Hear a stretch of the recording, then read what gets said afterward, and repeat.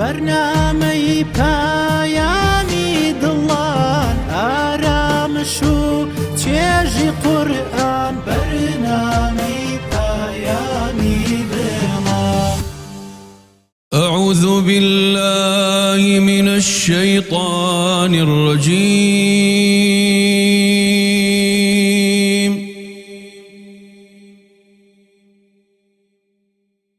بسم الله الرحمن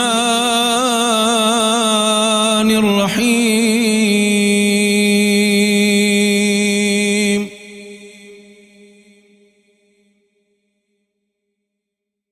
ولا تحسبن الله غافلا عما يعمل الظالمون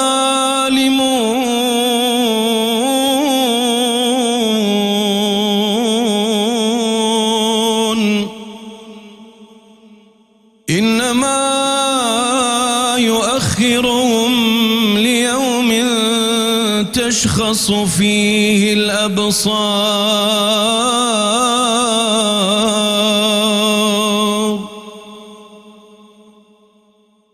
مهطعين مقنعي رؤوسهم لا يرتد إليهم طرفهم وأفئدتهم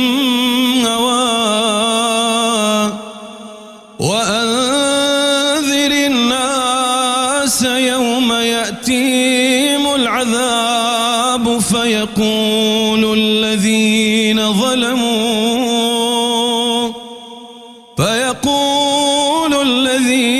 ظلموا ربنا أخرنا إلى أجل قريب نجب دعوتك ونتبع الرسل أولم تكونوا أقسمتم من قبل ما لكم من زوال. صدق الله العظيم. بسم الله، الحمد لله، والصلاة والسلام على رسول الله محمد صلى الله عليه وسلم وعلى آله وأصحابه ومن والاه. السلام عليكم ورحمة الله وبركاته. برزان خوشويستاني برنامج بيامي دڵان خوشحال و بەختەوەرم لەو ئەڵقەیەش بە ئێوەی بەڕێز و خۆشەویست گەیشتمەوە لەگەڵ پۆلێک لە مامۆستایان و عەزیزان و خۆشەویستان و بانخوازانی ئاینی پیرۆزی ئیسلام بەیەکەوە باز لە تەوەرێک لە بابەتێک دەکەین کە ئەویشیان بابەتی دراوسێ و جیرانەتیە. ئایا بزانین بەچێ دەگوترێت دراوسێ؟ و ئایا هەڵس و کەوت لەگەڵ دراوسێ چۆنە؟ و ئایا بزانین ئەو ئەرک و مافانە چین کەوا دراوسێ و جیران لەسەر یەکتر هەیانە؟ و ئەو هەڵس و کەوت و ئادابانە چین پێویستە ڕەچاو بکرێن؟ و ئایا لە قورئان و سنەتی ڕەسوول اللهدا صلی الله عليه وسلم چۆن باز لە دراوسێ کراوە؟ و بەرووبوومی دراوسەی باش و ئارامگرتن لەسەر دراوسەی خراپ چۆنە؟ و کۆمەڵێک پرسیاری تر لەو بەرنامەیە بە پشتیوانی خوای پەروەردیگار ئاراستەی مامۆستایانی بەڕێز دەکەم. بەڕێز جەنابی مامۆستا ڕزگار، ئەگەر پرسیارەکەم ئاراستەی بەڕێزت بکەم، ئایا دراوسێ و جیران لە قورئاندا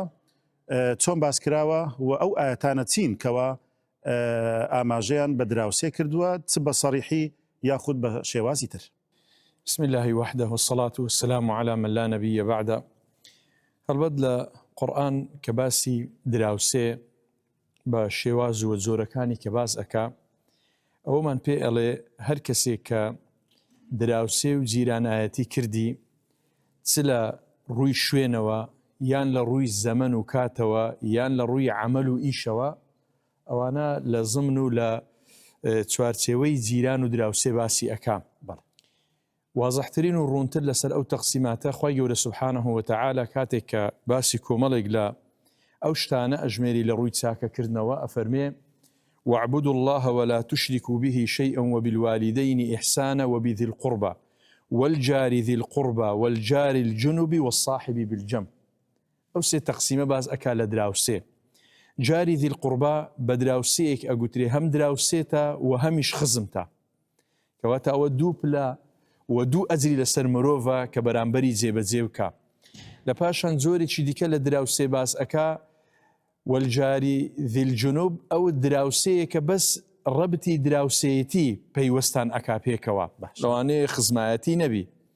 لە پاشان جاری وایە لە ڕێگادا ئینسان لە شوێنێک ئەچێتە شوێنێک یان لە ڕووی عەمەل و شوێنەوە کە کار و کاسبیەکی تێدا ئەکا یان مۆزەف و فەرمانبەرە لە شوێنێک ئەوەی کە لە گەریتی لە ژوورەکە لە شوێنی سەرنشینەکە لەو سەفەرەکە لە گەریدایە ئەویش بە دراوسەی حیسابە. بۆیە قورئان ئەو دیوە ئاماژەی پێ ئەکا لە جۆرەکانی دراوسێ لە ناو قورئان. هەڵبەت لە ڕووی منزیلە و شوێنی دراوسێ کە قورئان باسی ئەکا کاتێک کە خوای گەورە سوبحانەهو وتەعالە باسی ئەو سێ زۆرە لە دراوسێ ئەکا لە سیاقێک باسی ئەکا کە گەورەترین شتە کە ئەویش تەوحید و یەکتاپەرستی خوایە سوبحانەهو وتەعالە. ئەفەرمێ وەعبودوا الله ولا تشركوا به شيئا. ئەلەو سیاقەوە ئەفەرمێ کە لە دوای وەبالوالدەینی ئیحسان یعنی ئەو ئیحسان و چاکردنا لەگەر ئەو جۆرانەی دراوسێش ئەبی مرۆڤ ئەنجامی بدا کەواتە منزیلە و شوێنی دراوسێ لە ڕووی چاکەکردنیەوە بغەض النەظر بە چاوپۆشی لەوەی کە ئایا ئەو دراوسەیە چێ چی بیر و باوەڕە چیە چی کەسایەتی چێ عیلاقەی لەوەی نییە مادام جیران و دراوسەیە خوای گەورە سوبحانەهو وتەعالە لە ڕێزی تەوحید و یەکتاپەرستی خۆی باسی ئەکا. و مامەڵەکردنی قورئان لەگەر دراوسێ لەگەر نەسە عامەکان جێگای ئەبیتەوە. لەبۆ نەکاتێک کە خوای گەورە سوبحانەهو وتەعالە ئەفەرمێ وەقولوا للناس حسنا دراوسێ و جیرانیش یەک لەوانەیە ئەبی مرۆڤ ئاگاداری وشەکانی بی کاتێک کە دەری ئەبڕی و مامەڵەی لەگەر ئەکا. ئەو کاتێک کە خوای گەورە سوبحانەهو وتەعالە ئەفەرمێ لە قورئان والذین یؤذون المؤمنین والمؤمنات بغیر ما اکتسبوا فقد احتملوا بهتانا وإثما مبينا. ئەگەر ئەو ئەزیەتدانە لە بۆ دراوسێش بی هەمان مانا و هەمان واتە شمولی ئەکا لێبی مرۆڤ ئاگادار بی چ لە ڕووی چاکەکردنەوە لە دیوی ئیزابیەوە لە دیوی ئەرێنیەوە چ لە دیوی سلبیەوە لە دیوی ئەزیەتدانەوە ئەبی ئاگاداری خۆی بی. بە هەمان حاڵەت بە هیچ زۆرێک ڕێگە پێنەدراوە لە بابەتی دەستدرێژیکردن بەعام و لە ضمنی ئەوەشەوە دراوسێ کە خوای گەورە سوبحانەهو وتەعالە ئەفەرمێ ولا تعتدوا إن الله لا يحب المعتدين. بە هەمان حاڵەت لە ڕووی ئەوەیەوە هەر کاتێک ئەگەر دراوسەیەکەش بەرامبەرت بە خراپ بوو قورئان هەر ئاماژە ئەکا ئەفەرمێ ادفع بالتي هي أحسن. ئەو ادفع بالتي هي أحسن سبحان الله لە سیاقێک باس ئەکا خوای گەورە باسی شەیطان ئەکا و باسی مامەڵەکردنیش ئەکا. لە مەسئلەی شەیطان هیچ شتێک نییە مرۆڤ خۆی پێپارێزی تەنها خوای گەورە نەبی سوبحانەهو وتەعالە بەڵام لە شێوازی مامەڵەکردن فإذا الذي بينك وبينه عداوة فإنه ولي حميم. أو كاتك أو إحسان وتساكه هي برامبر بدراوسي ببيتسوانه أو كات خوشويستي دروس أكا أو القرآن طبعا لفرمودي بيغمبريش عليه الصلاة والسلام بيغمبر عليه الصلاة والسلام أو أبريته أفرمي من كان يؤمن بالله واليوم الآخر فليكرم جاره. أفرمي كسك إيماني بخوا وروجي دعائي هي أبي الريز لدراوسي كي بقري للرواياتك أفرمي فلا يؤذي جاره. أفرمي نكا أزيتي زيراني بدا حتى أو حدي بيغمبر أفرمي صلى الله عليه وسلم ما زال جبريل يوصيني بالجار حتى ظننت أنه سيورثني. أفرمي أو اندبي قلتم لقد دراوسي ولقد زيرانت باشبا حتى قماني أو بدك دراوسي میراد لە دراوسێ بگریت. داتەوە یاخوا پرسیارم ئاراستەی بەڕێز جەنابی مامۆستا حەسەن بۆسکێنی دەکەم ئایا بزانین دراوسێ چییە و پێناسەی چۆن کراوە هەم لە لوغەتدا و هەم لە زاراوەی شەرعدا. بسم الله والحمد لله والصلاة والسلام على رسول الله ومن اهتدى بهداه. دارك باسی جار دەکرێت جار شەیەکی عەرەبیە کە ئەو کەسێک کە لە تۆ نزیکە ئەم نزیکایەتیە زیاتر عرفا بۆ ئەو کەسێک کە لە ڕووی ماڵەوە لە تۆ نزیکە بەڵام ئێمە دەبێت لەم ڕۆژگاری ئەمڕۆیە تەوسیعی پێ بکەین بە مانایەکە هەر باشە لە شەرعا بۆ ئەوە هاتووە کە مانایەکان دەوڵەمەند و فراوان کە ڕاستە لە لۆغەتان مێژ دوعایە بەڵام ئیسلام فراوانی کردووە ڕاستە زەکات نمایە یان تەسکیە بەڵام ئیسلام فراوانی کردووە بۆیە جیران ئەو کەسەیە کە بەڕاستی لەگەڵ تۆ نزیکە و پەیوەندی هەیە دا بەهۆی ماڵەوە بێ بەهۆی پیشەوە بێت جارەوە بەهۆی ئاینەوە بێت بەهۆی سەفەرەوە بێت بەهۆی مانەوە لە جێگایەکە بێت بەهۆی هەبوونی بەرژەوەندی و مەسلحەتێک بێبێکەوە حتى ئەو کەسێک کە لەگەڵ توە لەگەڵ خەڵکی زیاتر پەیوەندی تەلەفۆنی هەیە دیارە ئەمە زۆرەکە لە قورب و نزیکایەتی حتا با فراوانتری کەین ئەمە دەڵێن ئەو گەڕەکانەی کە مجاویرن ئەو قوڕانەی کە مجاویرن ئەو دەوڵەتانەی کە مجاویرن یعنی بابەتەکە فراوانترە بەڕاستی دەتوانین لە ڕوویەکەوە بڵێن کۆمەلگای بەشەری هەمووی پێکەوە مجتەمەعێکی تەواوکاری تەکامولیە هەمووی بەڵام ئەم بازنە فراوانە دەتوانین وردی کەینەوە مەسلەحەت و بەرژەوەندیەکان بازنە بە پازنە بینینە خوارەوە دەتوانین تەساعودی بێت چین بەسەرەوە دەتوانین تەنازەسەرەوە بین بە خوارەوە هەردووکی هەڕاستە بەڵام گرنگ ئەوەیە تۆ ئەگەر نەتوانی مافی نزیکان بپارێزی ناتوانانی مافی ئەولاتر بپارێزی ئەنجا نزیکیەکە بۆ تۆ دەوڵەتێکی لە دەوڵەتێکە نزیکی نەتەوەیەک لە تۆیچکە نزیکی هاو زمانتە هاو مەزهەبتە هاو دینتە هاو بەرژەوەندیتە چۆن دەکرێت تۆ مافی صاحب الجەم نەپارێت کە خێزانتە کە هاوڕێی سەفەرتە کە لە شوقا بەیەکەوەی کە لە دوکانە بەیەکەوە شەریکی کە لە سەفەری دوور درێژا بەیەکەوە چۆن دەتوانی باسی پاراستنی مافی تر بکەی باە کەواتە تەئسیلی ئەم معنایە لە قورئانە باسی کراوە دەکرێت بپرسم جەناب مامۆستا حەسەن ئایا جیاوازی ئاین یاخود دووری خزمایەتی دەکرێت بڵێن دراوسێ و جیرانەتی بشۆرێتەوە یاخود حیسابی بۆ نەکرێت بەخێرە بەەوە ناگەێنە بەڵام هەر ئینسانێکی ئیماندار ئینسان بەعام هەر حەق مافێکی لەسەرت بێ وەکو ئینسان بەهۆی جیرانەتەوە زیاتر دەکات ئەگەر ئینسانێک بەهۆی خزمەتیەوە لێت نزیک بێ بەهۆی جیرانەتەوە زیاتر دەکات ئەگەر ئینسان بەهۆی ئادیا و مەزهەب و دینەوە لێت نزیکتر بێ مافەکانی سڕتر دەبێتەوە ئەگەر بەهۆی مەسلحەت و پیشەیەکەوە لە تۆ نزیکتر بێ مافەکانی سڕتر دەبێتەوە بۆیە مامۆستا فەرمووی تەئسیلی شەرعی بۆ جیران بە قورئانە و ئەو هەموو فەرموودەی پێغەمبەر عەلەیهی سەڵات وسەلام کە ئاماژەی پێکرد لە بابی ئیحسانە حەقی خودای تەعالی عوبودیەتە بەڵام حەقی جیران لە بابی ئیحسانە ئیحسان چییە؟ ئیحسان ئەخلاقێکی باڵای زیاتر لە عەدالەتە ئین الله یەئمر بالعەدل والإحسان نابی ئیحسان خودی عەدل بێت بەڕاستی ئێمە ئەخلاق سێ مەرتەبە بە کورتیم باز دەکەم کەمترینی ئەخلاق کەمترین دەرەجەی ئەخلاق عەدلە لەوێ دابەزی زوڵمە ئەو ممکن نییە یعنی لەگەڵ دراوسێت دەبی ئەو پێوەرە لەگەڵ هەموو کەسێک باش لەگەڵ هەموو کەسێک کەمترین ئەخلاق عەدالەتە دابەزی لە عەدالەت زوڵمە زوڵم مەرفوزە بەبەسمانەوە نێکە لە ئەخلاقیشتی خراپ بێ بەمانای ئەوەی کە بێ خوا لە عەدالەت زوڵمە لە عەدالەت بەرزتر ئیحسانە باشە لا يؤمن أحدكم حتى يحب لأخيه ما يحب لنفسه أو درجة كمال إيمان برسترة لا وش بعلاطر إيثارة لحالي أما أخلاقي شي برزة كواتا تو حاجو بيوسيك هي بوخم بكاري ناهنم ديدن بوكيتر أو بعلاطرين جوري أخلاقياتا كأوا حقي وايا لجيرانا كان بجواترين شي ورنگ داتو ها والكاظمين الغيظ والعافين عن الناس والله يحب المحسنين جيشن ببلي إحسان براسي بالاترين جوري هم عبودية وهم أخلاق بويا كسك تواني براسي أما بباريزي دتواني بلن كسك توا ما في جيرانتي باراستو بله خوا پاداش داتو زۆر سپاس مامۆستای بەڕێز جەنابی مامۆستا دکتۆر عیماد هەر لەسەر پرسیارەکەی جەنابی مامۆستا ڕزگار دێمە لای جەنابت کە باسی ئاەتەکانی قورئانی کرد و ئاماژەی بە فەرموودەیەکیش کرد بەڵام من دەمەوێت بتحديد باز للسنة رسول الله بكين صلى الله عليه وسلم ولا فرمايش تشيرين صحيحة كان رسول الله تون باز لدراوسيو زيراني كردوا بسم الله الحمد لله والصلاة والسلام على رسول الله محمد صلى الله عليه وسلم وعلى آله وصحبه وعلى سباز بو جنابت وبو مامۆستایانی بەڕێز بو كاكا دنگ خۆشەی خوای پەروەردگار جودمان دبوونی هەموو لایەکی قبول بکە ئینشاء الله وسپاس بۆ جەنابیشت سپاس واتزاد داتو يا ربي بۆ برایان لە پشتی کامێرا طبعا أستاذ پیغمبری خو عليه الصلاة والسلام بو صفتي كبيغمبري خاتمة كبيغمبري خاتمة رسالة كش رسالة خاتمة كرسالة خاتمة أبد جوابي ويبي باسي همو أو بابتاني كردي بكجان بيوستي بيوستي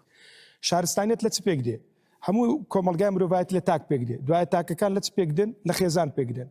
خيزان لتس بيقدي تماشا أكيد دولات لتس بيقدي لگونده چوب یکده، لمالا چوب یکده، مالک لگونده چوب یکده، طبعا چند مالک گونده چوب یکدین، دوای چند گوندک ناحیه چوب یکدین، چند ناحیه قضایه چوب یکدین، چند قضایک محافظه چوب یکدین، چند محافظه دولت چوب یکدین، ولایت چوب یکدین. كوات اللي بو تنظيم كردني جياني أو خلقي پیغمبري خواه صلى الله تعالى عليه وسلم هيج لایەنێک نەما لەو لایەنانەی کە مرۆڤایەتی پێویستی پێبی ئیلا پەنجەی خستۆتە سەر. وەکەوەی شافعی فەرمی ڕەحمەتی خوای پەروەردگارە بی لە مقدمەی ڕیسالەیە ئەفەرمێ هیچ شتێک نە لە ژیان کە ئینسان پێویستی پێبی ئیلا لە کتابی خوای پەروەردگار سەرداوێکی دەستەکەوی. کاتە پێغەمبەری خوا صلی الله علیه و سلم کە باسی جیرانی کردووە لەبەرەوەی جیران پەیوەندی بە مەسەلەی جیران پەیوەستە بە ئاشتی کۆمەڵایەتی، بە ئارامی و ئاسوودەی ناو کۆمەلگا و هەروەها ئیستقراری کۆمەلگا لۆ خاتری بەرەو گەورەی هەنگاو بنێ. پێغەمبەری خوا صلی الله علیه و سلم بە شێوازێکی مڕەکەز باسی جیرانی کردووە. باش بە نەوعێک باسی کردووە. ویستم بزانم عەدەدی ئەو حەدیثانە چەندە کە پێغەمبەر باسی کردیە، عەدەدێکی ئەوتم لەدەستنەوە، بە زیاتر لە چل حەدیثەیە پێغەمبەری خوا صلی الله علیه و سلم لە مەواسعی ئەخلاقیە باسی حقوقی جاری کردە پێغەمبەری خوا صلی الله تعالی علیه و سلم. ئەگەر بمانەوێت پوختەی ئەو حەدیثانە کۆ بکەین و دەتوانین برێن لە چەند شتێکە. یەکەمینیان مەسئلەی حقوق، بمعنە ئەوەی جیران کە بووە جیران کۆمەڵە حەقێکە کەوێتە سەرێک کە چونکە ئینسان لەناو کۆمەلگای چەند خەڵکێکی دەگەردانە حەقێک سەر، مەسەلەن برادەرە، مەسەلەن مامۆستایە، وهروها مثلا خەڵکی بازاریە، عائلەیە، خودی خۆیتت، ئەوانە هەموو ئیسلامەتی عیلاقەکەی تەنظیم کردنە. بەس یەک لەو عیلاقە گرنگانە عیلاقەی جیرانە. عیلاقەی جیران پێغەمبەری خوا صلی الله علیه و سلم بەنەوعێکی باسی جیرانی کردووە زیاتر لەو خزمە نێزیکانەی کەوا دوورن. پێغەمبەری خوا صلی الله علیه و سلم تەرکیزی خستۆتە سەرێ، کەوا حەدیث مامۆستا خوێندیەوە أوصاني جبريل أو يوصيني جبريل بالجار حتى ظننت أنه سيورثه. لو میراتی لێگری بمعنای چییە؟ یعنی خۆ مەسەلە لە ئیسلامەتیە مە دەزانین پێغەمبەری خوا تەبەنی هەڵوەشاندەوە لەبەرەوەی بەشێک نییە لە مەسئلەی میراث. بەڵام فەرمێ کەئەنەما گەیشتە دەرەجەیەکی لە دەرەجەی قوڕب کەئەنەما بەشێکە لە ئینسانی. تەماشای ئەو دەستەواژەی پێغەمبەری بکە عەلەیهی سەڵات وسەلام. کو ئینسانە نێزیکەکان حەقیان لەسەرە تۆ جیرانیش بە هەمان شێوە. مەسەلەی حقوق. دوو مەسەلەی خۆپاراستن لە مەسئلەی نەبوونی زەڕ لە بۆ یەکدیکە. پێغەمبەری خوا صلی الله تعالی علیه و سلم ئەفەرمی من کان یؤمن بزانە ئوستاز کم شریعەت هەنە لە دنیاە ئەو عیلاقەی بکاتە بەشێکی عیبادەت، یعنی عیلاقەی بینی تاکەکان بە عیبادەت بزانێ. ئەفەرمی من کان یؤمن بالله واليوم الآخر فليكرم ضيفه. نیشانەی بڕوابوونە بە قیامەتێ. باشە نیشانەی بڕوابوونە بە قیامەتێ. هەردوویش پێغەمبەری خوا صلی الله تعالی علیه و سلم تهدیدی ئەو کەسانە ئەکا کە جیرانەکان لە دەستیان بێزار. ئەوەتە پێغەمبەری خوا صلی الله علیه و سلم ئەفەرمی کابرایەک ئەگەر زینا لەگەڵ ئافرەتێکی دەرەوە بکە لە دەرەوە لەگەڵ ئافرەتێکی کە لەگەڵ جیرانی بکە، ئەوەی زیناکردن لەگەڵ ئافرەتی جیرانی خۆت گوناهی دەجار زیاترە لەوەی کە کابرا زینا لەگەڵ ئافرەتێکی دیکایە بکە. دەجار یعنی کابرا دەرەجەی زینا زیاتر دەبڕ لۆ لەبەرەوەی حەقی جیرانت پێشێل کردووە، لۆ لەبەرەوەی ئەگەر بە توشتی وان بێتە پێشێ کۆمەلگا تێکەچی. لە هەمان کاتیشدا ڕەبتێکی قیامەتی ئەداتە مەسئلەی جیرانی. پێغەمبەر عەلەیهی سەڵات وسەلام حەدیثێکی فەرمی زۆر جیران هەن لە قیامەتێ لە حزور خوای پەروەردگار شکایەت لە جیرانەکەیەکە ئەڵێ خوایە جان ئەو جیرانە جیرانین بوو بەڵام دەرگای معروفی لەسەر پێوەدا بوو، دەرگای چاکەی لێ پێوەدا بوو. لێ بڕاستی ئینسان کاتێکی کە ئەو حەدیثانەی پێغەمبەری خوا صلی الله تعالی علیه و سلم تەماشا ئەکا، پێغەمبەری خوا صلی الله علیه و سلم پێمان ئەڵێ بەوەی کە ئەی ئیماندار ئیمان تەنها ئەوە نییە ئەتوو لە تێڕوانینی شخصی خۆتا وەکو جانبی فکریە بمینیتەوە قەتیز بکەی، بەڵکو دەبێت بێتە شتێکی کردەی لە عەمەلتا ڕنگ بداتەوە. یەکەم کەس لە خودی خۆت لە ماڵی خۆت ئەو جار لە جیرانەکەت. لێ پێغەمبەر فەرمی باوەڕدار نییە، یعنی ئیمانی تەواو نییە کەسێک ئەگەر جیرانەکەی لە خراپەی سلامت نبی. ئەو ئافرەتی هاتە خزمەت پێغەمبەری صلی الله علیه و سلم حەزرەتی عایشە مەدحی کرد، یا رسول الله ژنێکی چاکە و ژنێکی پاکە و ژنێکی ڕێکە و ژنێکی محتەرەمە و خێرانەکە و دەگە مێردی خۆ باشە، بەڵام جیرانی لە زمانی سلامت نە. پێغەمبەر فەرمووی هي في النار. هي في النار يعني چی؟ پێغەمبەری خوا صلی الله علیه و سلم يعني ئەو ئافرەتە ئەو صیفەتە وای لێ دەکات لە ڕۆژی قیامەتێ خوای پەروەردگار بە ئاگری جەهەنەمی بسووتێنی. لێ بەڕاستی خەڵکی ئێمە ئێستا ڕاستی لە سەردەمی عەولەمە و دیشلەمە ئەو بابەتانی کە ئەلعانە پەیدا بووین نازام ئەو ناوە بەستە زمانانی کە لە ویلایەتە لە سەقافەتەکی دیکە هاتینە چمان لێ ئەکا فێری ئەنانێتمانەکە. وەڵڵاهی لەو هەولێرەی چوومە ماڵا کابرای لە شوقەکی دابووینە فەقەیەکی خۆم بۆ ژنی هینە گوتمەرە ئەو جیران چەند نەفەر ئەنگۆ لەو تابقەینە گوتی وەڵام مامۆستا دەماڵ. گوتم ئەو جیرانە نەچێ، گوتی وەڵام مامۆستا یەکمان یەکەچی ناناسی، یەکمان یەکەچی ناناسی. لە گوندەچی لەو ڕۆژانە لە هەولێرێ، یعنی لە گوندەچی لەو ڕۆژانە لە هەولێرێ کابرا داچی دەژۆرێ مردە کوڕی جیرانە، پاشی سێ ڕۆژە جیران چوونە وێکەتینە شیویان لۆ بردێ لۆ پیرەژنێ بەتەنێ بووە، پیرەژن مردێ دەژۆرێ نەفەرێکی پێ نەزانیە. یعنی ئەتو کوڕێت و بی جیرانێت و بی. پێغەمبەری خوا صلی الله علیه و سلم شتانە ڕەفزەکە. هەردوویەشە پێغەمبەرمان عەلەیهی الصلاة والسلام پاداش دادنێ لەسەر لەو ئەو کەسانەیەکەوە چاکن باشن و هەروەها بە نیشانەی ئیمانی دادنێ لە ئەو کەسانەی کە لەگەڵ جیرانەکانی باشن خوای پەروەردگار خۆش بیا خوا زۆر سپاس. دێمە لای مامۆستایانی بەڕێز بەڵام دەچینە لای بەڕێز کاک محەممەد عەبدولکەریم قورئان خوێن و سرود بێش بە شتێکمان پێشکەش بکات. ڕۆژێک دادێ دەمان بەلۆ مەیدانێ مەحشەرێ مەخلوقی خودای چەند زۆرە دەبی بێتە وێندەرێ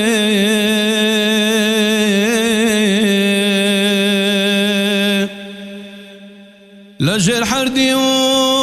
لە بەحران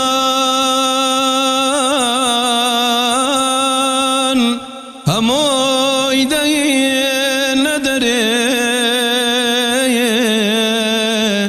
ئەو زاڵمی لە دنیا ئەو زەباساویڵێ طبیبی دەردەدارانی خوددایە حەکیمی دڵبرینداران خوددایە بە ڕەحمی خۆت ببارێنی خوددایە هەر تۆ ئەو دێری مەخلووقی خوددایە هەر تۆ ئەو دێری مەخلووقی خوددایە ئەوەی دەژیێ لە وشکانی و لە بەحران بە ئەمری خالقی کەونا لە ئاسمان هەتە دەدا ڕزقی پێشکەونە هەنگان هەموو عاقل سەری سوڕما خوددایە هەموو عاقل سەری سوڕما خوددایە خراپوونە لەبەر ئەمنی گوناهبار گوناهبار و ڕووم لە دنیا خەتەبار بە ڕەحمی خۆت عەفومان کەی ئەی غەفار بە هەموومان جەننەت بدای خوددایە بە هەموومان جەننەت بدای خوددایە ئەتۆ سەتار و غەفار و غەفووری لە گوناهبار و عەسیانە دەبووری ئەتۆ پەنادەی ئەی خوای غەفووری هەموو کات چاو لە ڕەحمی تۆم خوددایە هەموو کات چاو لە ڕەحمی تۆم خوددایە طبیبی دەردەدارانی خوددایە حەکیمی دڵبرینداران خوددایە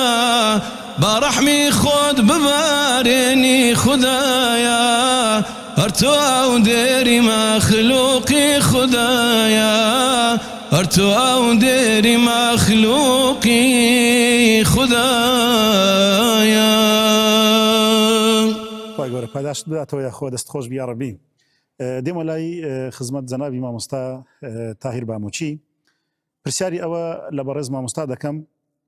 ئایا پێشینی چاکمان تا ئەوەکو دەگاتە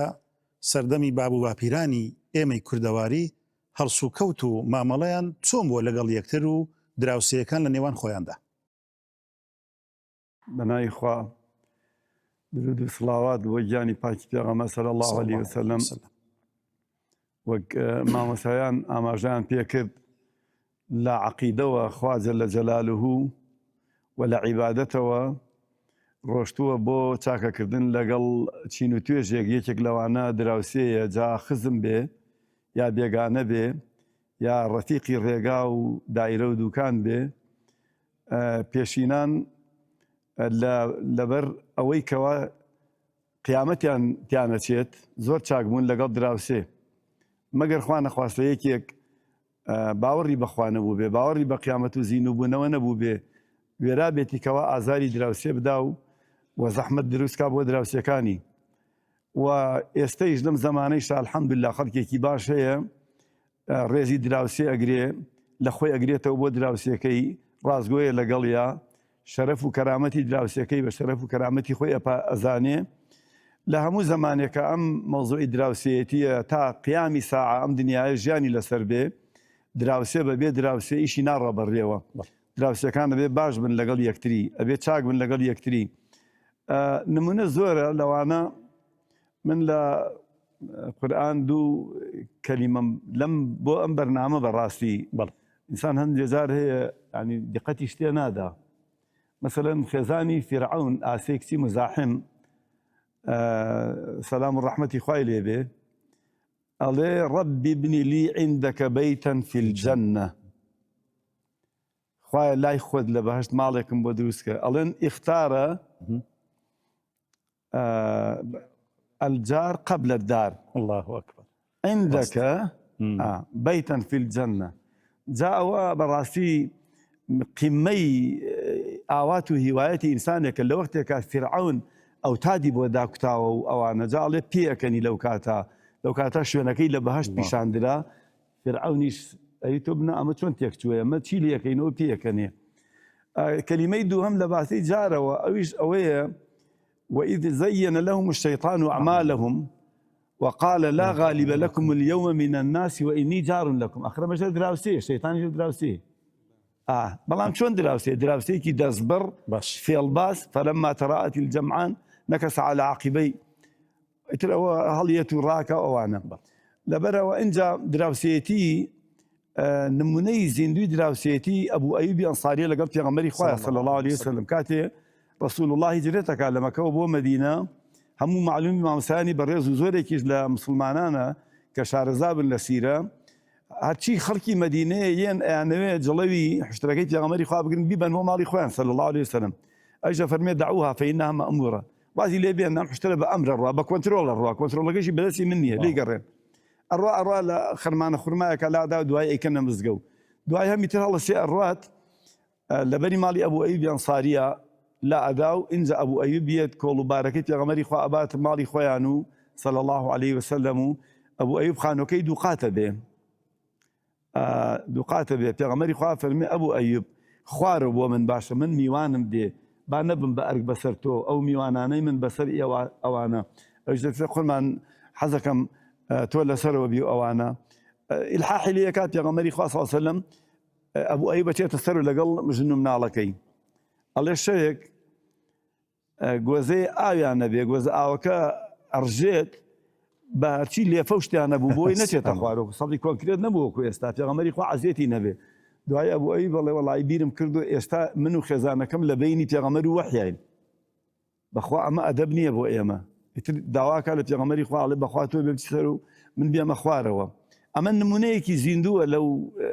دراوسيتي كفي غمري خو بعملي بيشانيا لقل هاوسيكاني ولا همو شوين وجيجيك أو مالي باشا الحمد لله كبرا أو ناكا لقل براي خويك أو ماليك تشجنك به جني جيرانك به تبياوك به وجاري من الله كانيشان أو أنا تشاكن لقلا أو نموني تشاك زور الحمد لله ونموني خراب يشماني إخوال خراب كان ما بارزي من أوائل يعني إما برلوي قليب كين لدراوسيا كان من بتما بين دراوسيا كان من تشاك ولا قلمانا بتما بين خيري دراوسيا كان من بو بيت با ئێمە خۆمان دەست پێش خەریب بکەین ئێمە چاک بین لەگەڵ دراوسەکانمان ئێمە هاوکاریان بکەین ئێمە ئەگەر وەکو پێغەمبەری خوا فەرمی وازانم بە ئەبوو ذەڕ فەرمێ وازانم فەرمێ إذا طبختم مرق فأكثروا في الماء وتعاهدوا الجيران ئەگەر ئەو کاسە هاوسەی پێڵن کە ئێستا نەماوە بەداخەوە ئێستاکێ خەڵک ئەگەر قەلیشی هەبێ و ماسیشی هەبێ عیبی لێ بەشی دراوسەکەی بەرێ بس جاران وانە بووە جاران جاری وا بوو ئەم ئاوسێ خواردنی بردۆ بۆ ئاوسێ لە بینی هەردوو ماڵەکە گەیشتون بە یەکتری ئەمینەکەی خۆی داوە بۆ ئەوینەکەی خۆی داوە بم کە ئەوە مەحەبەتێ دروستەکە خۆشەویستیە دروستەکە لەبەرەوە ئێمە بێ بەڕاستی من بە هەموو مسلمانێک ئەڵێم بە هەموو ئاوسێ و هاوماڵێک ئەڵێم پێشەوەی گرەی بکرێ دراوسێکە و وڵای ئەو دراوسێمان ئەو دراوسێتانە چۆنە عەمەل نایە مامۆستا ئەوە بزانە خۆی بە عەمەل نایە کەوتی دراوسێکەمان بە عەمەل نایە ئەو خۆی بە عەمەل نایە غیبەتی نەکە بڵێ وەڵی من ڕۆشتم من دوێنێ لە سیارەیەک بووم پیاوێک لەگەڵم سوار بوو وتی مامۆستا وتم بەڵێ وتی دوو برام هەیە مەرحەبایم ناکەن چوومەتە ماڵیان ئەوەم کردووە دراوسێشین و برایشین وتم دەی ئاشتیان کەرەوە هەوڵ بە وتی وەڵا هەوڵم داوە وتم توخوا ڕاستەکەیم پێ بڵێ بەخوا ئیسا ئەو برایانە و لێرە بوو نایوەکو تۆ لایانە گێڕاوە زۆرێکی تریان گێڕاوە چپەنێکی داوە ئەو برایانە و سڵاوەکەی سڵاو نادەنەوە ناسێنەوە من ئەڵێم هەر کەسێک دراوسەی چاکی ئەوێ ئەبێ خۆی چاک بێ. من أراد أخا بلا عيب بقى بلا إخوان، من أراد جارا بلا عيب بقى بلا جيران. أبي هر کەسێک دراوسەی باشی ئەبێ ئەوێت خۆی باش بێ، هاوڕێی باشی ئەوێ ڕەفیقی باشی خۆی باش بێ. ئەگەر خۆت باش بی خی گەورە پەروەردگار قیبلە نمای دڵی ئەوانیژە گۆڕێ بۆی باش بن لەگەڵ تا. خی گەورە لە هاوسەی باش بێ بەشمان نەکا و یارمەتیمان با ئێمەش لەو باشانە بینکەوە خەڵک چاومە لێ. ئامین. سپاس دەکەم جەناب مامۆستا. بەڕێز جەناب مامۆستا ئەحمەدی شەریعە، پرسیاری ئاداب و هەڵسوکەوتی جیرانت لێ دەکەم. ئایا ئەو ئادابانە چین پێویستە هەر دراوسەیەک ڕەچاوی بکات بەرامبەر بە دراوسێ و جیرانەکەی تر؟ الحمد لله الصلاة والسلام على رسول الله. دراوسێ چونکە بە مطلقیات و کافر و مسلمان و فاسق و دوور و نزیک هەموو کەسە گرێتەوە. هەر کەسێ دراوسێ بێ ئەو حەقیقە لە فەرمودەکانی پێغەمبەر صلی الله عليه وسلم بەجیا باسی دراوسێ کراوە. ئەو بۆ دراوسەیە کە مافی لە هەمووان کەمترە، چونکە دراوسێ هەیە سێ مافیە، مسلمانە و خزمە و دراوسێ، ئیوایە دوو مافیە، خزمە و دراوسێ، ئیوایە یەک مافیە هەر دراوسێ لۆچە گاور بێ، جوولەکە بێ، کافر بێ، مانگاپەرز بێ، مەسەڵەن بتپەرز بێ. بەڵام ئەو مافانەی هەیە کە پێغەمبەری خوا صلی الله عليه وسلم فەرمووی والله لا يؤمن والله لا يؤمن والله لا يؤمن من لا يأمن جاره بوائقه. سێ جار فەرمووی والله ئیمانی نییە، پێغەمبەری خوا صلی الله عليه وسلم فەرمووی ئەو کەسێک کە دراوسەکەی لە شەڕی ئەمین نیە. جا دراوسەکە هەر دراوسەکەیە، بۆی بە مطلقی وتراوە کە هیچ قەیدێکی خزمایەتی و مسلمانەتی پێوە نیە، ئەگە دراوسێکی گاور جوولەکەش بێ. دراوسێ ڕاستەوخۆ بەسراوە بە عەقیدەوە، بە ئیمانەوە. پێغەمبەری خوا فەرمووی من كان يؤمن بالله واليوم الآخر فلا يؤذي جاره فليكرم جاره. لە ڕیواتەکەی ترانە فەرمووی هەر کەسێک ئیمانی هەیە بەخوا و بە ڕۆژی دوایی، یعنی ئەگە کەسێک ئەم دراوسەیە گاور بوو، جوولەکە بوو، مانگاپەرز بوو، بتپەرز بوو، ئەگەر ئەزیەت یا معنایە ئیمانی تاوە نییە لەگەڵ ئەو دراوسەیە. ئەو دراوسەیە کە مسلمانی ئەگەر ئازاریە لە شەڕی ئەمین نەبوو، لە شەڕی دراوسێ مسلمانەکەی ئەمین نەبوو، معنای دراوسێ مسلمانەکەی ئیمانی تاوە نییە. بۆیە بینی ئەسحاب زۆر گرنگیان داوە بە دراوسەیە و خواردنیان بۆ بردووە، یارمەتیان داوە. عەبدوڵای کوڕی عومەر فەرمووی ئەرێ حیوانەکەمان سەر بری بەشی دراوسێ جوولەکەتان برد، تۆزەکەی پێچوو ئەرێ بەشی دراوسێ جوولەکەتان برد، تاڵە سێ جار دووبارەی کردوتیان بەڵێ بردومان، یەکەم جار بۆ ئەومان بردووە. ئەوەندە هانیاون لەسەری دراوسێ. مافی زۆرە، بە کورتی بڵێن بە دوو کەلیمە، هەر مافێک بۆ خۆ پێ خۆشە هەبێ بۆ ئەوش پێ خۆش بێ. هەر مافێک بۆ خۆت پێ خۆشەکە خەڵقەکە دراوسەکە لەگەڵ تا چۆن بێت تۆ لەگەڵ ئەووابی. مافی لەو مافانەی کە زۆر گرنگە مافی شوفعەیە. شوفعە یعنی تۆ معاملەیەکێ لەگەڵ ئێچێک خانووەکەی پێفرۆشتە، معاملە بڕاوەتەوە، دراوسەکە هیچ کەس بۆی لە تێکی باتەوە، قازیش تێکی نهاتەوە، بەس دراوسێ بۆی هەیە تێکی باتەوە. دراوسێ بۆیە بۆ سیعرێ ئەوەمەوێ. مافی کاسە دراوسێتی وەکو مامۆستا باسی کرد کەەوە زۆر لە قورئان لە فەرمودەی پێغەمبەرە زۆر ئاماژەی پێکراوە. لە ئەفەرمێ مەسەلەن پێغەمبەری خوا صلی الله عليه وسلم فەرمێ يا نساء المسلمات لا تحقرن جارة لجارتها ولو فرسي نشات. فرسين بس ما وشكاكا وتبي بيشوا. أجل هيج نما أو ما وتوزع آوي تيكو بيبرة. يعني فرمي آوي زود تيكو أبو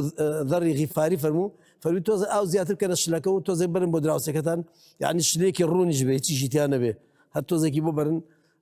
أواج كاسة دراوسيتي بيوتي كنا كنا زور جرينجيان بياوا ودراوسة كان دائما بهوي أو أجايلي وأخذ دراوسة كنا خوشة، دراوسة ساخة، دراوسة حزينة شيء، حزينة تشزور أخوانك. والله باش بقول خوادنا ثانينا لديونو داوي أواك، يعني مثلا والله حزين لوني وما بوينا حزين فلان خوادنا دراوسة هي شيء بوينك لو حارتنا كفقيرة. سلامي لي بكا مثلا سرداني بكا لسرداني اعتيادي، سرداني بكا لكاتي نخوشيا، هوالي برسي لكاتي نخوشيا، بيوستكاني بوجه بكا بدنجي وبتشي. أجر فقير الندار بويان متيبة أجاي لحاله أحوالي بحاله أحوالي هالبشكنة ودواء وهديب وبري هديب وبري لكاتي شتي شاكا منالكي زانكوي كي تاو كرو منالكي درجة كي باشية ناوة شتي كي خوش يام بكراوة خانو كي تازان كريوة جنيان بكركاني نا منالكي أبو بيان خوشة أم بتشي دس خوشيان لبكا بتشي خوش حالي خوي دربري لقريانا أوش السنة بدراسة حقي دراسة بس دراسة ولا كاتي ناخوشيا بتشي سر خوشيان لبكا كاتي ناخوشيا بتشي غەمبار بێ لەگەڵ یان خەمەکان لەگەڵ هەڵگرێ ئەو کاتانەی خەڵکی ئێستا پێویستی بە خەستەخانەیە ماڵەکە سارەی نییە ماڵەکە پێویستی بە خوێنە ئەبێ ئەو دراوسەیەک ئەوەی کە لە توانایەتی بیکە بتوانێت خوێنی باتێ بیاتێ بتوانێت بە سارە بیوە بە سارە بیبە بتوانێت بە کۆر بیوە بە کۆر بیوە کەوانەمان بینی لای خۆمان بینمانە دراوسەکە بردووتی بۆ خەستەخانە بە کۆر بردوێتی چارەسەریان کرد ئەجا کوڕەکەی خۆی پێیزانیوە زۆر جار دراوسەکە گەر لەبەر ئەوە نەبێت کە وەکو عرف و عادەتێک ڕاوەسن بە دوای کوڕەکەی تا لە شارەوە دێ تا لە لادێەوە دێ دراوسەکانە چن ئەشی نێژن تەرمەکەی بۆیە دراوسێ دائیمە لە هەموو کەس نزیکتر ئەوەی کە دڵی پێی خۆش بێت کە زوو فریایەکەوێت کە زوو بە دەنگیەوە دێ کە زوو گوێ لە دەنگێتی کە هاوار کە هەر بناڕێ لە گوێ لە دەنگێتی دراوسێکێتی لە کوڕەکەی دراوسێکێتی لە کچەکەی ئەوانە کە زۆر زۆر لێ نزیکن بۆیە دائیمە لە خۆشی و ناخۆشیە چاوی لە ماڵی دراوسەکەیە بزانە کەی دێ بە دەنگەوە و چۆنە بێ لەگەڵیا دراوسێ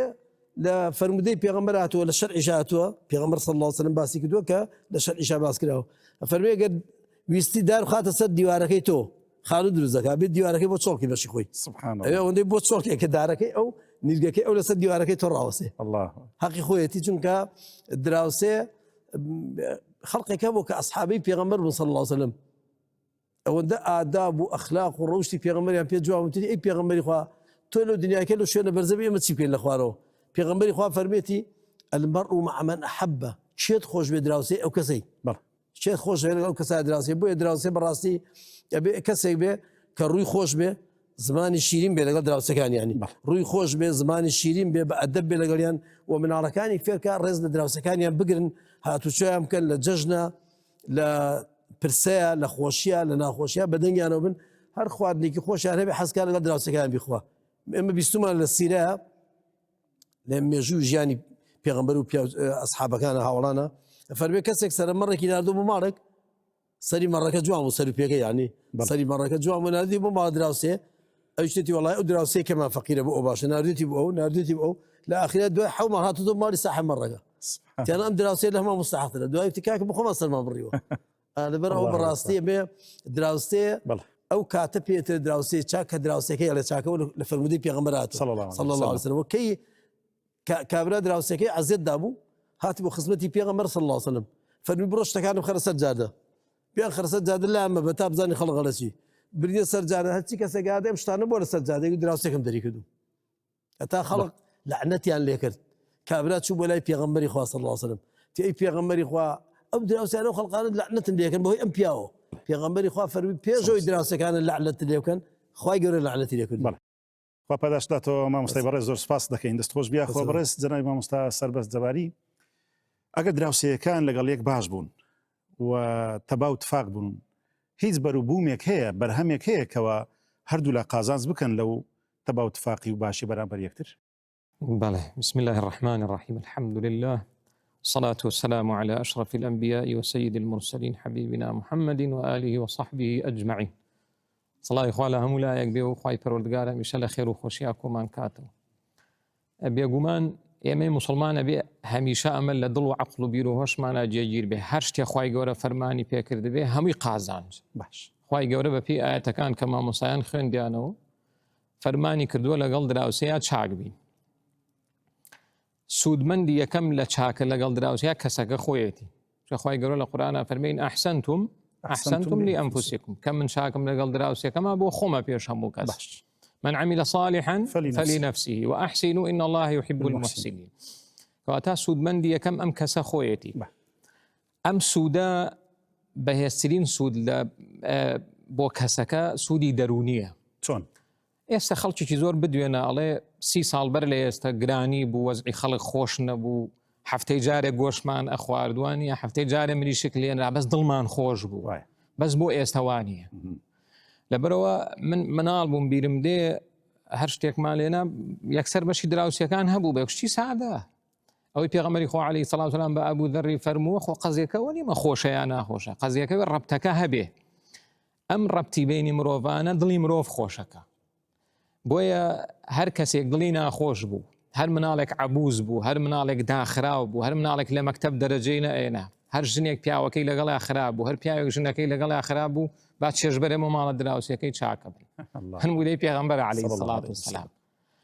یعنی عیلاجێکی زۆر زۆر باشە چونکە ئێمە زۆر جار يعني بداخل ئێستا خەڵکی ئێمە کە مردەکەی لەگەڵی خراپە یەکسەر تەلەفۆنە گەڵی مامۆستا سحرم لێ کراوە ئەم سحر و چاوشتە طبعاً هەیە باوەڕمان پێێتی مادام لە ئاەت و فەرمودیان بەس بەشێکی ئەمێمە لەگەڵ یەکترا باش نین دراوسێکی ناناسی تو مامۆستا باسی کرد یعنی وە لە لادێ و لە شوقەیە سەوای لێ هاتووە ئەبێ مە خەمێکی بخورێن سوودیەکەمیان ئەوەیە کە بۆ مرۆڤەکە خۆیەتی ئەمە سوودێکی بڵێن شخصیە تا چییە سوودێکی ترمان هەیە بۆ بەرەکەتی تەمەن و ئاوەدانی وڵاتە پێغەمبەری خوا عەلەیهی سەڵات وسەلام فەرمی صلة الرحم وحسن الخلق وحسن الجوار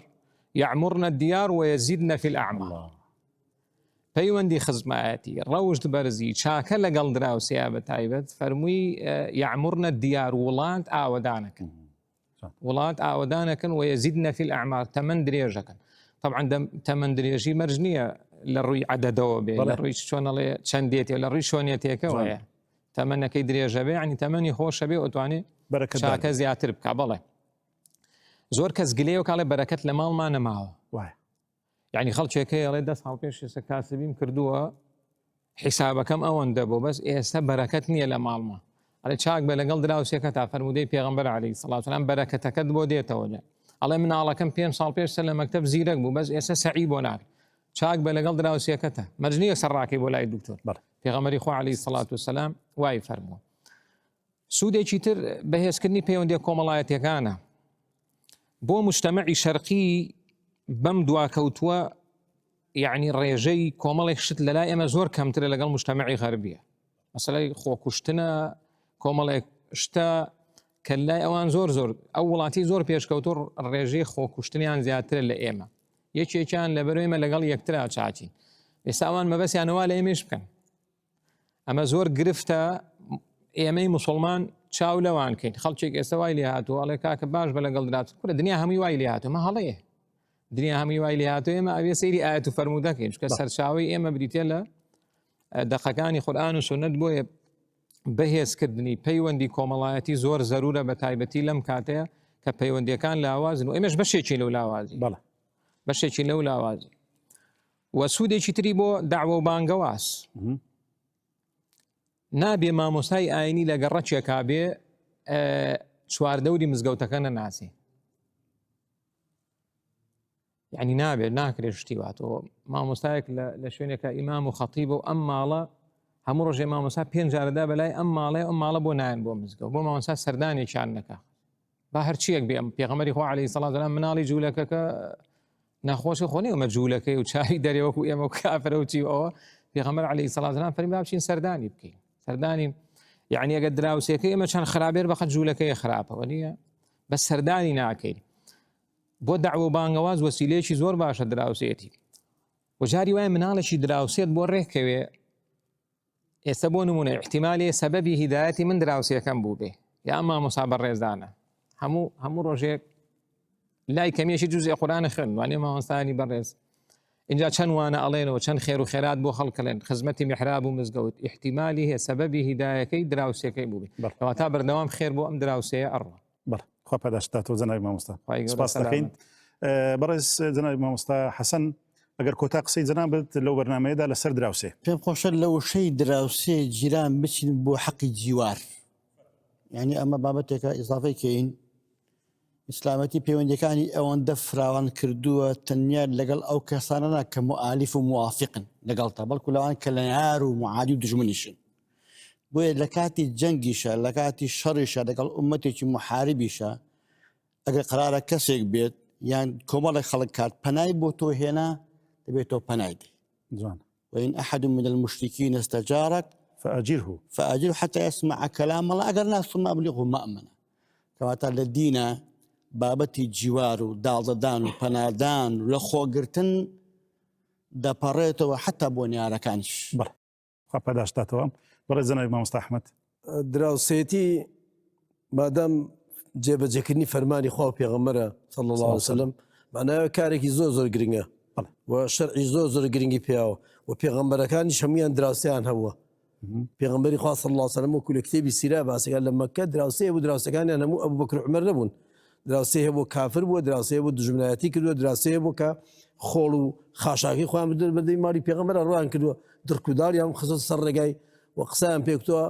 پێغەمبەری خوا صلی الله عليه وسلم حەقی دراوسێتی هەبووە لەگەڵیان لە سەریشان و حەقیشە جێبەجێ کردوون چۆن ئەسحابە ئەبوو بەکر و عومەر و عوسمان و هەرچێ لەوانە کە دراوسێ بوون لە مەدینە لە مەکە بەعزێ لەوانە دراوسێ بوون دراوسێ خراپیشی هەبووە و پێغەمبەری خوا صلی الله عليه وسلم مافی دراوسێ خراپەکانشی پاراستووە ئینسان ئەو کاتە گرنگە کە لەگەڵ دراوسەی خراپە چاک بێ. بەڵێ خوا پاداشداتەوە. بەڕێز جەنابی دکتۆر عیماد. جەنابی مامۆستا لە ناو کۆمەڵگایمە هەندێک عادەتی خراپی هەنا وەکو چی؟ زۆر زەرورە تەرکیزی بخسترێتە سەرێک لەوانە بە شەڕهاتنی جیرانە لەسەر مندارە. ئەتو تەماشاکە کابرا خانێکی 100 مەتری هەیە لە 100 مەتری کابرا 8 منداری هەنا 8 مندار دەبی بێنە دەرێ کە بێنە دەرێ ئاخر حەقی جیرانەتی ئینسان سەر و سینجی دەگەیەک دیکەی فراوان بی لەسەر جۆجێ بەشەردن ئەخ کە بووە جۆگەکی مشتەڕەکە مەفروزە و کۆڵانە حەقی یعنی کابرا ئەگەر دە ئیسلامەتیە بگا دەبی درێ جیرانە لەسەر مەسئلەی مندارە و لەسەر مەسئلەی شەڕێ منداڵە و لەسەر مەسئلەی شەڕە پایسکل و لەسەر مەسئلەی جۆگە و بابەتانە دڵیان نەشێنن لە هەمان کاتدا مامۆستا نمونەیەکی دیکە ئەزیەتدانی جیرانە بەچێ بە دانیشتنی ژنا لە پێش دەرکەی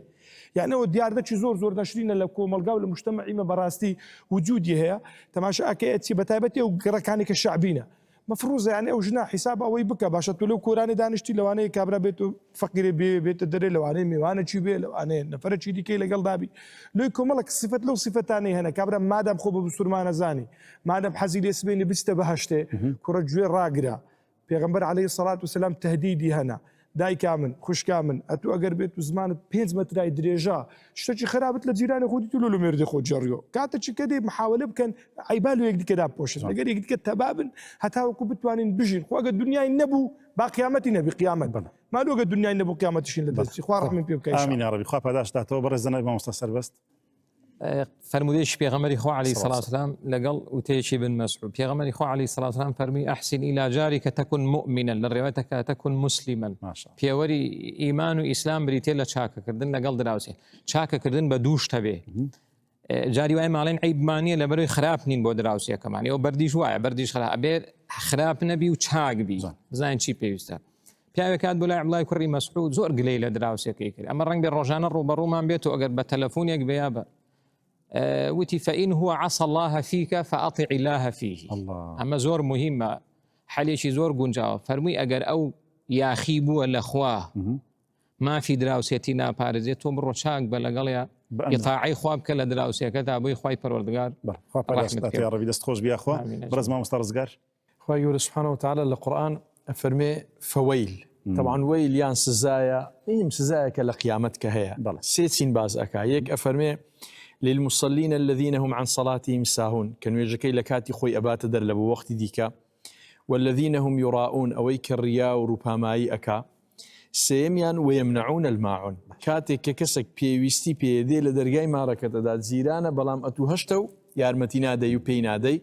خوي يقول سبحانه وتعالى واني هرسيك ليك شوين باسكديا كويليان كش أفرمي ويلا خب پاداش داتو برزنا ما مستطهير سيكو تايب وزنابتا پیغمبری خدا صلی الله علیه وسلم افرمي انا وكافل اليتيم كهاتين منو كسي كفالتي منالي بباوكا واينه لقيامتها باش جاء فرمي صدقه جواري پیغمبر بوم سوغرك صلى الله عليه وسلم لبروا او كسي حزي لجواري پیغمبر صلى الله عليه وسلم بونمونه با كفالتي منالي كي بباوكا او يك دوهم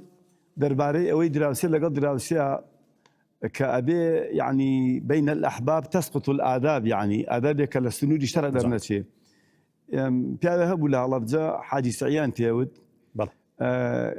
بياوي كي تلك خالصاي دايكي منها اسجما ولا حياتها دراوسي بون حد أعبا يكوبون وتي والله كاك علي وتي باوكم همو جاري مالي كاك باقي كحمامي داخس أو استاوكو استنبوهم مالي حمامي هبي جمعة وجمعة حمامي داخس وتي باوكم شو أشو لحمامي مالك باقي خوي أشور دواتها أم ديوهرنا أنا زاني مالك يعني أو أنا بيك وبون أو أنا متمانين بيك هبو يعني أخير قسم أمية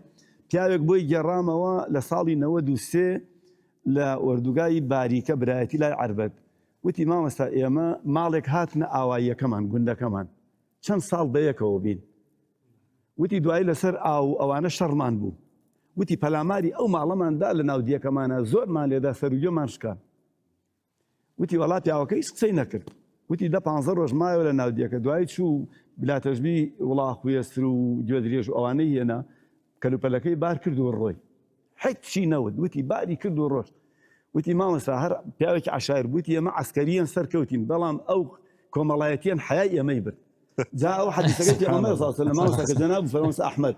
فەرمی بڕۆ کەلوپەلەکە و بەرە لەو سەرزادە داینێ ئەو پیاوە وای نەکردبوو هەر یەکسەر چوو بوو باری کرد بوو دیەکەی بەجێ هێشت بوو وتی تر هەرچی ئەو دیهاتانە بوو قسەی پێوتین وتی حیاتان چێ نەتانتوانی پیاوێک چەند ساڵە لەگەڵتانە مناڵتان ژنتان تێکە بۆ بە یەکتری ئاوا لە داخی ئەوە نەتان لێدا دیەکەی بەجێ هێشتن مەبەستم ئەوەیە هەموو ڕۆژێ حیا کۆ نابێتەوە هەموو ڕۆژێ ئیمان دەست ناکەوێت هەموو ڕۆژێ دراوسەی باش دەست ناکەوێت ئەگەر ئێمە بەڕاستی ئاوا بژین ژیانی دنیامان نەبێ بە بەهەشت قیامەتیشمان ئینشاءڵڵا فیردەوسە بێ لە خزمەت پێغەمبەرگیانە زۆر سپاس صلی الله علیه وسلم زۆر سپاس بۆ بەڕێست و بۆ تەواوی مامۆستایانی بەڕێز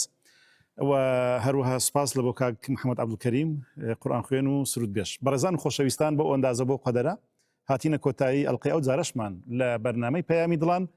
تا تەوەر و بابەت و باسێکی تر بەخوای پەروەردیگارتان دەسپێرم وەسەلام عەلەیکم وەڕەحمەت الله وبەڕەکاتوه.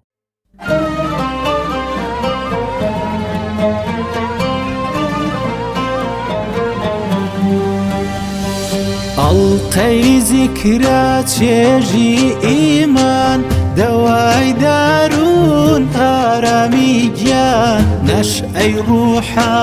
نەوای جەستە شیفایە بۆ دڵی خەستە پەیامی ئاوین و ئیمان دەستی نزای ڕوو لە ئاسمان دڵی گەرمی شەو بێداران چاوی پڕتە سەی چاوەڕوان چاوی پڕتە سەی چاوەڕوان میحرابێ بۆ یادی خودا پەنجەرەیەک ڕوو لە هودا دەرفەتێک بۆ مرۆڤ سازی بەرنامەیەک بۆ چاکخوازی بەرنامەیەک بۆ چاکخوازی سەکۆی موحیبەت و عرفان بەرماڵی پیر و جوانان بەرنامەی پایامی دڵان ئارامش و چێژی قورئان بەرنامەی